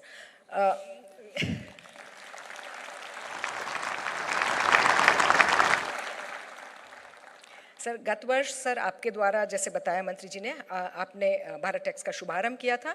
आपने हमें कुछ सुझाव दिए थे, उनको हमने कोशिश की है कि पूरा निभा पाएँ। जैसे कि आपने कहा कि सब लोग मिलकर क्यों नहीं आते हैं, जुड़ते क्यों नहीं हैं, आप अलग अलग काउंसिल क्यों हैं, अलग अलग एसोसिएशंस क्यों हैं। तो सर आपको मुझे बताते बहुत खुशी होती है सर, हम एक इकाई बन गया है, इंडस्ट्री एक इकाई बन गया है जिसका नाम है BTTF, Bharat tax trade federation. So ये पूरा समारोह, पूरा कार्यक्रम अब BTTF ने किया है सर। एंड अगेन आपने कहा था कि जो पूरी वैल्यू चेन साथ नहीं क्यों नहीं रखते हो, पूरी मूल्य श्रृंखला साथ क्यों नहीं आती है। सो अगेन बहुत प्रसन्नता होती है मुझे बताते हुए सर, इस बार केमिकल्स एंड मशीनरी भी हमारे साथ हैं। So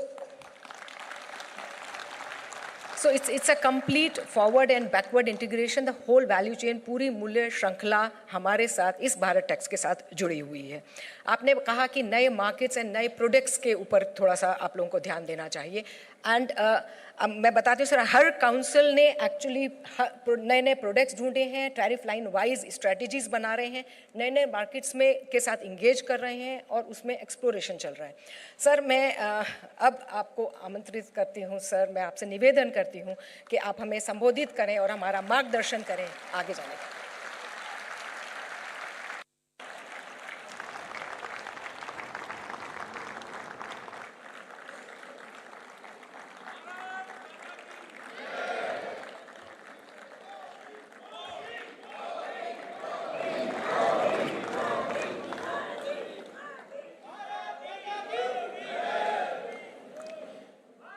कैबिनेट में मेरे सहयोगी श्रीमान गिरिराज सिंह जी,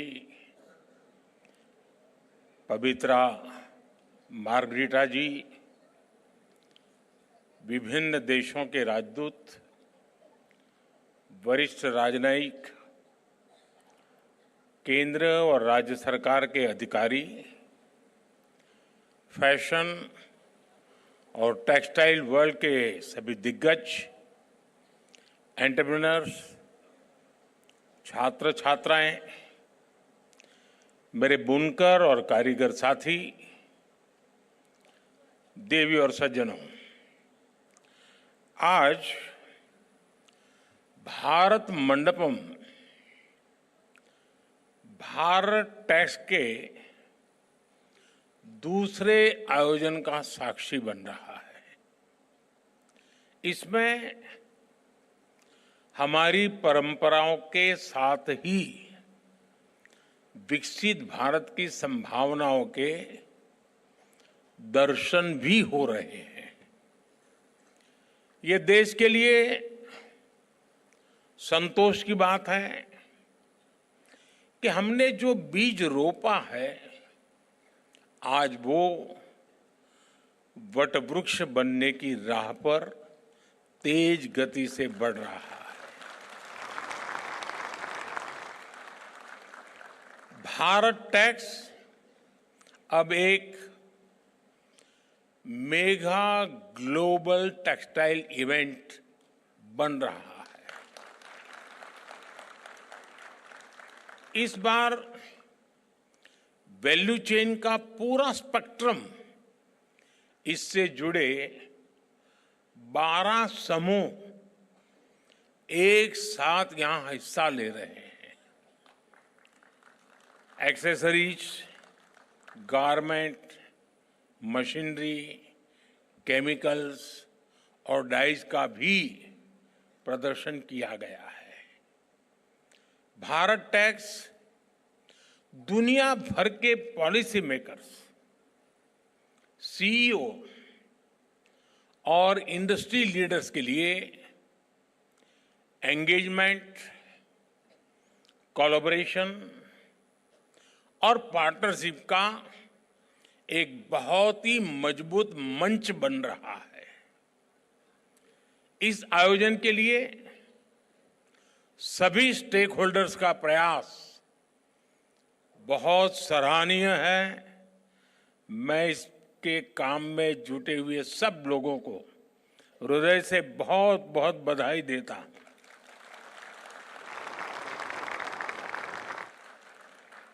साथियों, आज भारत टैक्स में 120 से ज्यादा देश हिस्सा ले रहे हैं।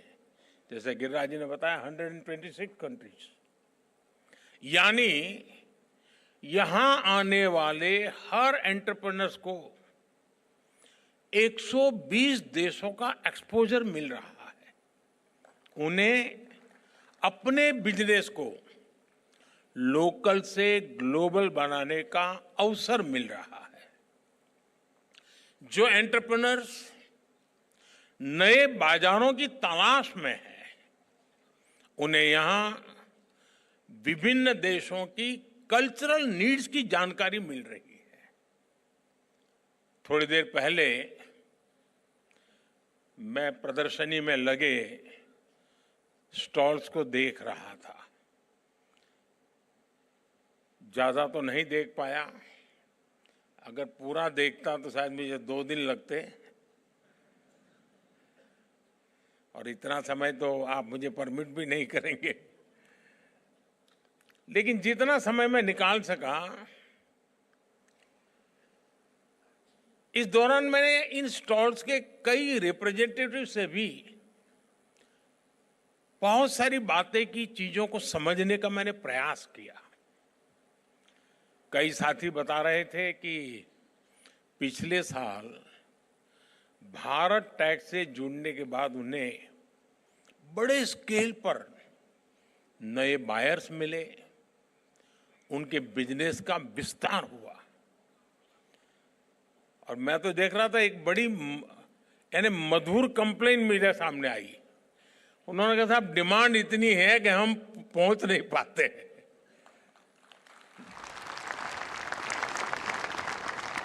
और कुछ साथियों ने मुझे कहा कि साहब एक फैक्ट्री लगानी है तो एवरेज हमें 70-75 करोड़ रुपया खर्च लगता है और 2000 लोगों को काम देते हैं। मैं बैंकिंग क्षेत्र के लोगों को सबसे पहले कहूंगा कि इन सब की क्या मांग है, प्रायोरिटी समझो और दो।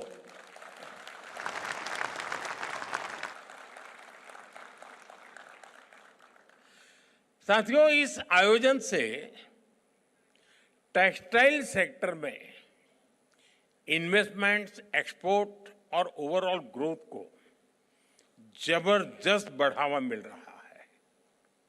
साथियों, भारत टैक्स के इस आयोजन में हमारे परिधानों के जरिए भारत की सांस्कृतिक विविधता के भी दर्शन होते हैं। पूरब से पश्चिम, उत्तर से दक्षिण, हमारे यहां कितने तरह के पारंपरिक परिधान हैं। एक एक परिधान के कितने कितने प्रकार हैं। लखनवी चिकन, राजस्थान और गुजरात की बांधनी, गुजरात का पटोला और मेरी काशी का बनारसी सिल्क,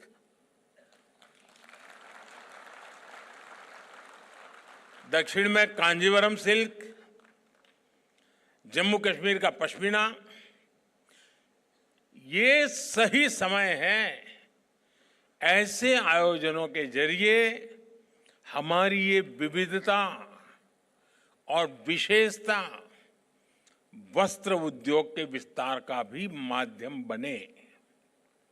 साथियों, पिछले साल मैंने टेक्सटाइल इंडस्ट्री में फार्म, फाइबर, फैब्रिक, फैशन और फॉरेन, इन 5 एप फैक्टर्स की बात की थी। फार्म, फाइबर, फैब्रिक, फैशन और फॉरेन का विजन अब भारत के लिए एक मिशन बनता जा रहा है। ये मिशन किसान, बुनकर, डिजाइनर और व्यापारी हर किसी के लिए ग्रोथ के नए रास्ते खोल रहा है। पिछले वर्ष भारत के टेक्सटाइल और एपरल एक्सपोर्ट्स में 7% की बढ़ोतरी हुई है।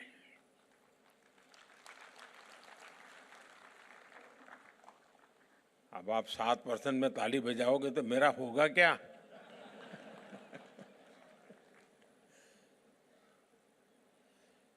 अगली बार 17% हो तो फिर ताली हो जाए।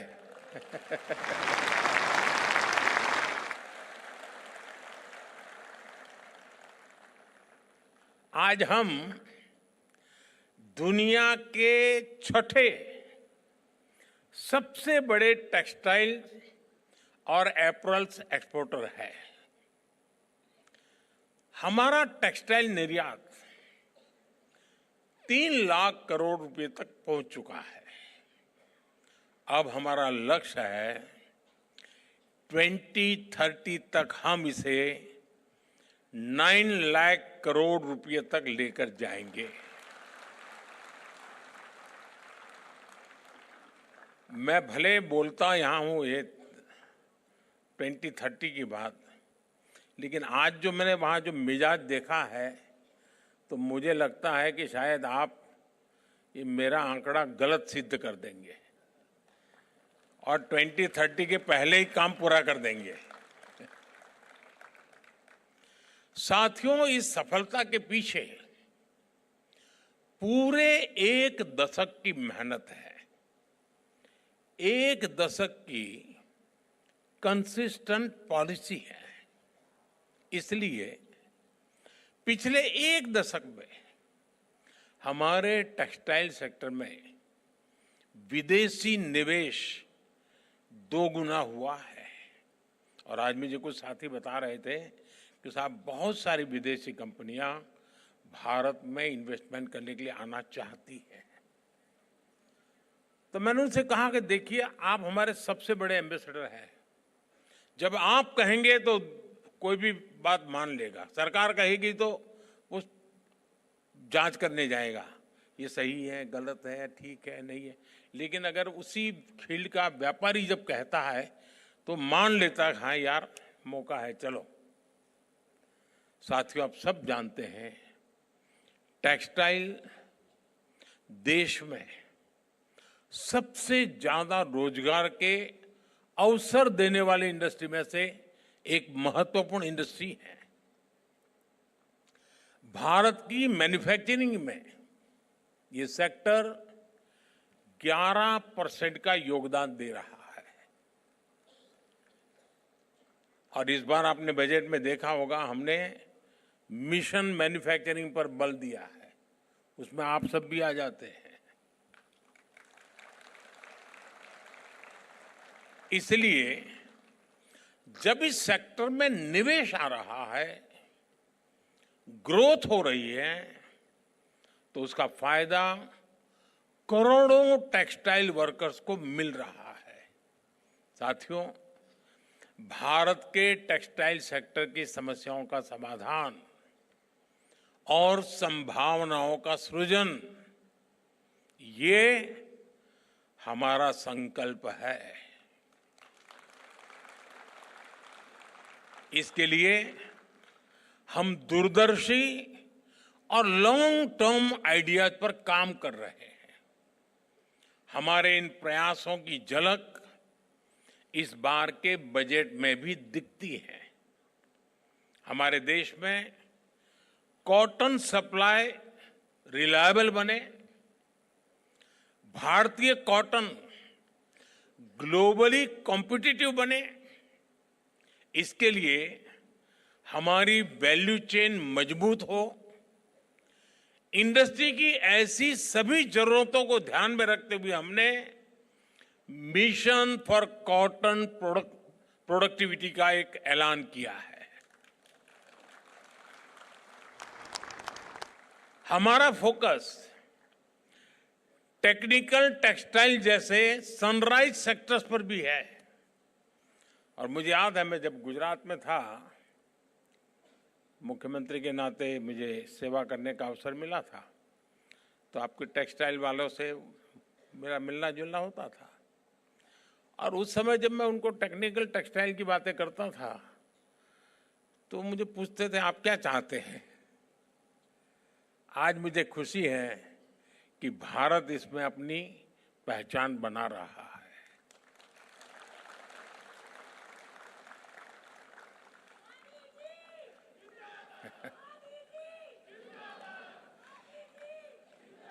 हम स्वदेशी कार्बन फाइबर और उससे बनने उत्पादों को बढ़ावा दे रहे हैं।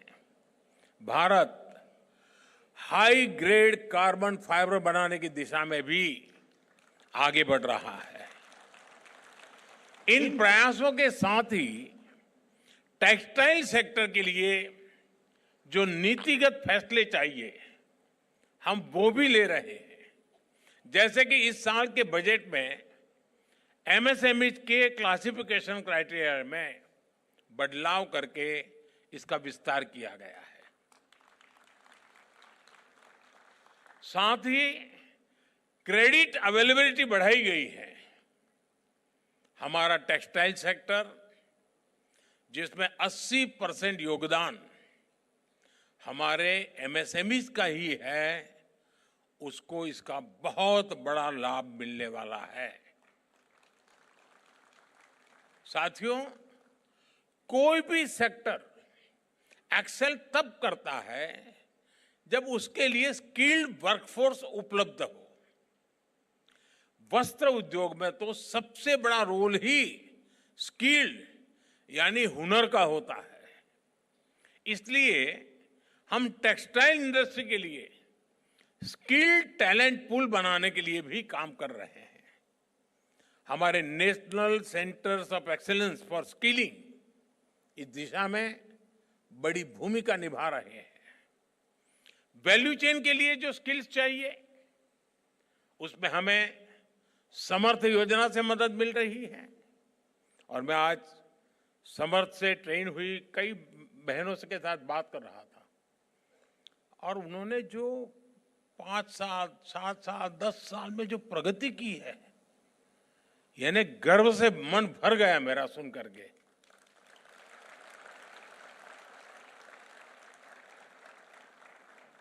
हमारी ये भी कोशिश है कि टेक्नोलॉजी के इस दौर में हैंडलूम की ऑथेंटिसिटी को, हाथ के कौशल को भी उतना ही महत्व मिले। हथकरघा कारीगरों का हुनर दुनिया के बाजारों तक पहुंचे, उनकी क्षमता बढ़े, उन्हें नए अवसर मिले, हम इस दिशा में भी काम कर रहे हैं। पिछले 10 वर्षों में हैंडलूम्स को बढ़ावा देने के लिए 2400 से ज्यादा बड़े मार्केटिंग इवेंट्स का आयोजन किया गया। 2400 से ज्यादा हैंडलूम प्रोडक्ट्स की ऑनलाइन मार्केटिंग को बढ़ावा देने के लिए इंडिया हैंडमेड नाम से ई कॉमर्स प्लेटफॉर्म भी बनाया गया है। इस पर हजारों हैंडलूम ब्रांड रजिस्टर भी कर चुके हैं। हैंडलूम प्रोडक्ट्स की जीआई टैगिंग, इसका भी बहुत बड़ा लाभ इन ब्रांड्स को हो रहा है। साथियों, पिछले वर्ष भारत टैक्स के आयोजन के दौरान टेक्सटाइल स्टार्टअप ग्रांड चैलेंज को लॉन्च किया गया था। उसमें युवाओं से टेक्सटाइल सेक्टर के लिए इनोवेटिव सस्टेनेबल सॉल्यूशंस मांगे गए थे। इस चैलेंज में देश भर के युवाओं ने बढ़ चढ़ करके हिस्सा लिया। इस चैलेंज के विजेता युवाओं को यहां इनवाइट भी किया गया है। वो यहां हमारे बीच में बैठे भी हैं। आज यहां ऐसे स्टार्टअप्स को भी बुलाया गया है जो इन युवाओं को आगे बढ़ाना चाहेंगे। ऐसे पिच फेस्ट को आईआईटी मद्रास, अटल इनोवेशन मिशन और कई बड़े प्राइवेट टेक्सटाइल ऑर्गेनाइजेशंस का सपोर्ट मिल रहा है। इससे देश में स्टार्टअप कल्चर को बढ़ावा मिलेगा। मैं चाहूंगा हमारे युवा नए टेक्नो टेक्सटाइल स्टार्टअप लेकर आए, नए आइडियाज पर काम करें। एक सुझाव हमारी इंडस्ट्री को भी है। हमारी टेक्सटाइल इंडस्ट्री भी आईआईटी जैसे इंस्टीट्यूट्स के साथ नए टूल्स डेवलप करने के लिए कोलैबोरेट कर सकती है। आजकल हम सोशल मीडिया और ट्रेंड्स में देख रहे हैं, नई पीढ़ी अब आधुनिकता के साथ साथ पारंपरिक परिधानों को भी पसंद कर रही है। इसलिए आज ट्रेडिशन और इनोवेशन के फ्यूजन का महत्व भी काफी बढ़ गया है। हमें ऐसे पारंपरिक परिधानों से इंस्पायर्ड ऐसे प्रोडक्ट्स लॉन्च करने चाहिए जो न केवल भारत में बल्कि पूरी दुनिया में नई पीढ़ी को आकर्षित करे। एक और अहम विषय टेक्नोलॉजी की बढ़ती भूमिका का भी है। नए ट्रेंड डिस्कवर करने में, नए स्टाइल्स क्रिएट करने में अब एआई जैसी टेक्नोलॉजी की भूमिका लगातार बढ़ती जा रही है। अभी जब मैं निफ्ट के स्टॉल पर गया तो वो मुझे बता रहे थे कि हम एआई के माध्यम से 2026 का ट्रेंड क्या होगा, हम उसको अब प्रमोट कर रहे हैं। वरना पहले दुनिया के और देश ही हम कहते थे काला पहनो, हम पहन लेते थे। अब हम दुनिया को कहेंगे क्या पहनना है।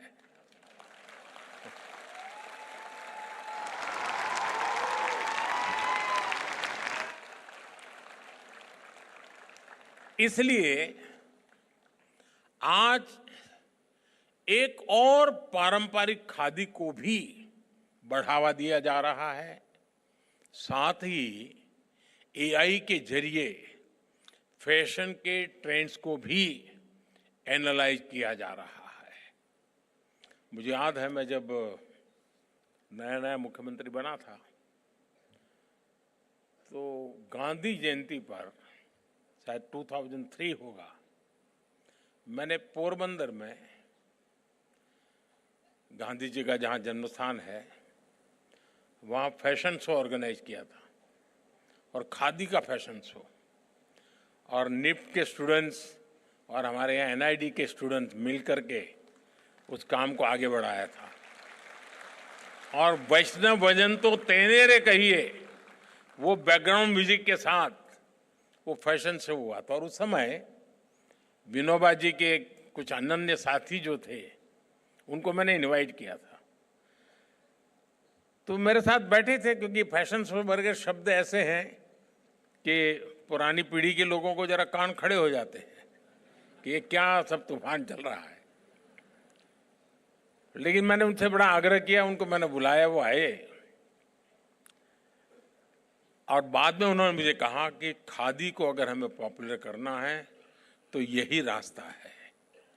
और मैं बताता हूं आज खादी जिस प्रकार से प्रगति कर रही है और दुनिया के लोगों का आकर्षण का कारण बन रही है, हमने इसको और बढ़ावा देना चाहिए।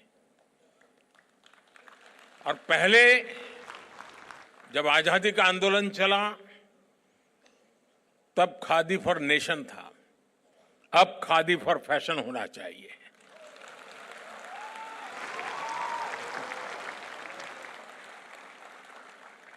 साथियों, कुछ दिनों पहले जैसा अभी अनाउंसर बता रहे थे, मैं विदेश दौरे पर से ही आया हूं।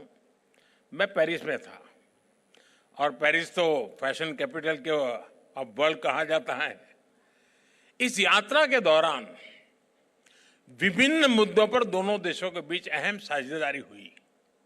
हमारी चर्चा के मुख्य बिंदुओं में एनवायरनमेंट और क्लाइमेट चेंज का विषय भी शामिल रहा। आज पूरी दुनिया सस्टेनेबल लाइफस्टाइल के महत्व को समझ रही है। फैशन वर्ल्ड भी इसके प्रभाव से अछूता नहीं है। आज दुनिया फैशन और एनवायरनमेंट और फैशन फॉर एम्पावरमेंट के लिए इस विजन को अपना रही है। इस संबंध में भारत दुनिया को रास्ता दिखा रहा है। सस्टेनेबिलिटी हमेशा से भारतीय टेक्सटाइल की परंपरा का अभिन्न हिस्सा रहा है। हमारी khadi, tribal textiles, natural dyes का उपयोग, ये सभी सस्टेनेबल लाइफस्टाइल के ही उदाहरण है। अब भारत की पारंपरिक सस्टेनेबल टेक्निक्स को कटिंग एज टेक्नोलॉजी का साथ मिल रहा है। इससे इंडस्ट्री से जुड़े कारीगरों, बुनकरों और करोड़ों महिलाओं को सीधा सीधा लाभ हो रहा है। साथियों, मैं समझता हूं संसाधनों का पूरा उपयोग और कम से कम वेस्ट जनरेशन टेक्सटाइल इंडस्ट्री की पहचान बननी चाहिए। आज दुनिया में करोड़ों कपड़े हर महीने इस्तेमाल से बाहर हो जाते हैं। इनमें बहुत बड़ा हिस्सा फास्ट फैशन वेस्ट का होता है, यानी वो कपड़े जिन्हें फैशन या ट्रेंड चेंज होने के कारण लोग पहनना छोड़ देते हैं। इन कपड़ों को दुनिया के कई हिस्सों में डंप किया जाता है। इससे एनवायरनमेंट और इकोलॉजी के लिए भी बड़ा खतरा पैदा हो रहा है। एक आकलन के मुताबिक 2030 तक फैशन वेस्ट 148 मिलियन टन तक पहुंच जाएगा। आज टेक्सटाइल वेस्ट का 1/4 हिस्सा भी रिसाइकल नहीं हो रहा है। हमारी टेक्सटाइल इंडस्ट्री इस चिंता को अवसर में बदल सकती है।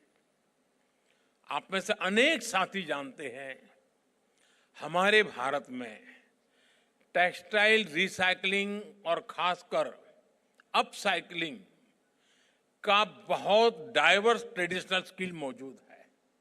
जैसे कि हमारे यहाँ पुराने या बचे हुए कपड़ों से दरिया बनाई जाती है।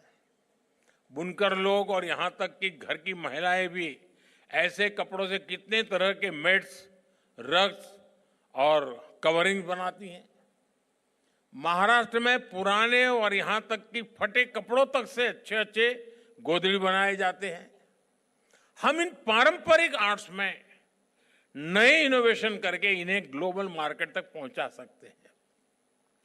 टेक्सटाइल मिनिस्ट्री ने अपसाइक्लिंग को प्रमोट करने के लिए standing conference of public enterprise और ई मार्केट प्लेस के साथ एमओयू भी साइन किया है। देश के कई अपसाइक्लर्स ने इसमें रजिस्टर भी किया है। नवी मुंबई और बेंगलुरु जैसे शहरों में टेक्सटाइल वेस्ट के डोर टू डोर कलेक्शन के लिए पायलट प्रोजेक्ट भी चलाए जा रहे हैं। मैं चाहूंगा हमारे स्टार्टअप्स इन प्रयासों से जुड़े, इन अवसरों को एक्सप्लोर करें और अर्ली स्टेप लेकर इतने बड़े ग्लोबल मार्केट में लीड लें। अगले कुछ वर्षों में भारत की टेक्सटाइल रिसाइकलिंग मार्केट $400 मिलियन तक पहुंचने की संभावना है, जबकि ग्लोबल रिसाइकल टेक्सटाइल मार्केट करीब $7.5 बिलियन तक पहुंचने का अनुमान है। अगर हम सही दिशा में आगे बढ़ें तो भारत इसमें और बड़ा शेयर हासिल कर सकता है। साथियों, सैकड़ों वर्ष पहले जब भारत समृद्धि के शिखर पर था, हमारी उस समृद्धि में टेक्सटाइल इंडस्ट्री की बहुत बड़ी भूमिका थी। आज जब हम विकसित भारत का संकल्प लेकर आगे बढ़ रहे हैं, तो एक बार फिर टेक्सटाइल सेक्टर का इसमें बहुत बड़ा योगदान होने वाला है। भारत टैक्स जैसे आयोजन इस सेक्टर में भारत की स्थिति को मजबूत बना रहे हैं। मुझे विश्वास है ये आयोजन इसी तरह हर वर्ष सफलता के नए कीर्तिमान गढ़ेगा, नई ऊंचाइयों को छुएगा। मैं एक बार फिर इस आयोजन के लिए आप सभी को बहुत बहुत बधाई देता हूं। बहुत बहुत धन्यवाद। नमस्कार।